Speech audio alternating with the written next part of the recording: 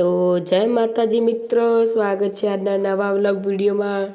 આજે આપણે બનાવવાના છીએ તીખા તમતમતા બટાકા ભૂંગળા। તો ચાલો જોઈએ તેની રેસીપી। તે માટે આપણે સૌથી પહેલાં લઈશું કુકરની અંદર પાણી રેડીને આપણે એક અડધું લીંબુ નાખી દઈશું। ત્યારબાદ આપણે તેની અંદર નાખી દઈશું મીઠું। ત્યારબાદ આપણે બધા બટાકાને સારી રીતે ધોઈ દઈશું। બટાકા સારી રીતે ધોવાઈ રહ્યા છે। હવે આપણે તેને કુકરમાં નાખી દઈશું। આપણે અહીં બટાકા થોડા વધારે લીધા છે અને બટાકા નથી લેવાના, જે નાની બધા બટાકી મળે છે તે બટાકી લઈ લઈશું। બટાકા નથી લેતા, ભૂંગળા માટે આપણે ભૂંગળા બટેટા માટે સ્પેશિયલ બટાકી લઈશું।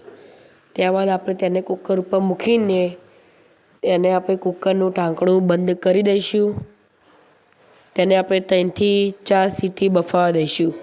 આપણા બટાકા બફાઈ ગયા છે। હવે આપણે તેને ચક્કુની મદદથી જોઈ લઈએ કે આપણા બટાકા સારી રીતે બફાઈ ગયા છે ને નહીં। તો આપણા બટાકા સારી રીતે બફાઈ ગયા છે। હવે આપણે તેને ગેસ ઉપરથી નીચે ઉતારીને તેને આપણે એક છાબડીની અંદર કાઢી લઈશું, જેથી બટાકા ઠરી જાય। ત્યારબાદ આપણે બટાકા છોલીને સમારી લીધા છે। સમાર્યા નથી, આખા બટાકા નાખ્યા છે। ત્યારબાદ આપણે કઢાઈમાં લઈશું તેલ। તેલની અંદર આપણે નાખી દઈશું જીરું।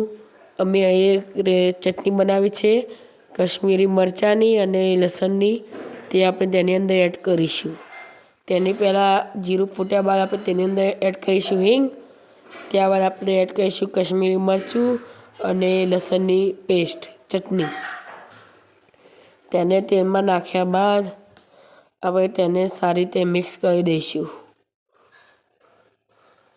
આ ચટણીની રેસીપી વિડીયો તમારે જોતો હોય તમે ફરીથી એક વિડીયો બનાવીશું આ ચટણીનો। તેને સારી રીતે મિક્સ કર્યા બાદ તેની અંદર આપણે નાખી દઈશું બધા મસાલા। તેના માટે પહેલાં હળદર, પછી ધાણા જીરું પાવડર, મીઠું, તેને મિક્સ કરી દઈશું। આ છે આપણી ટેસ્ટી ચટણી। તેની અંદર એડ કરી દઈશું આપણે બટાકાને હવે આપણે સારી રીતે મિક્સ કરી દઈશું। બટાકા તો તીખા ખાવાની બહુ મજા આવે। હવે નેક્સ્ટ રેસીપી શું બનાવે તમે કમેન્ટમાં કહેજો। આપણે બટાકાને સારી રીતે મિક્સ કરી દઈશું। બટાકા તૂટે નહીં તેનું ખાસ ધ્યાન રાખવું। ત્યારબાદ આપણે ભૂંગળાને તળી દઈશું। તે માટે આપણે સૌ પહેલાં કઢાઈ લઈશું। કઢાઈની અંદર તેલ રેડીને તેલ જ્યારે ઉકળે ત્યારે એક ભૂંગળા નાખીને તેને ટેસ્ટ કરી જોઈશું કે તેલ ગરમ થયું છે કે નહીં। તો આપણું તેલ બહુ મસ્ત ગરમ થઈ ગયું છે। હવે આપણે તેની અંદર ભૂંગળા તળવાનું ચાલુ કરી દઈએ। તો આપણા ભૂંગળા જુઓ કેવા ઉપર આવી ગયા છે। ભૂંગળા પણ બહુ ટેસ્ટી લાગી રહ્યા છે।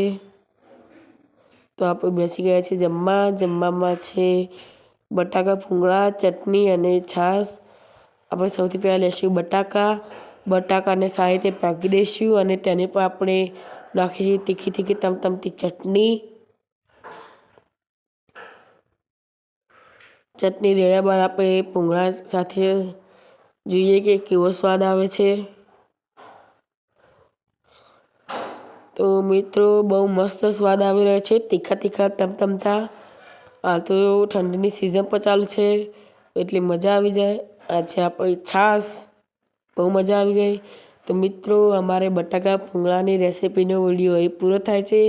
જો તમને અમારો વિડીયો ગમ્યો હોય તો અમારી ચેનલને લાઈક કરજો, શેર કરજો અને સબસ્ક્રાઈબ કરજો। મળીએ નવા વ્લોગ વિડીયોમાં। જય માતાજી।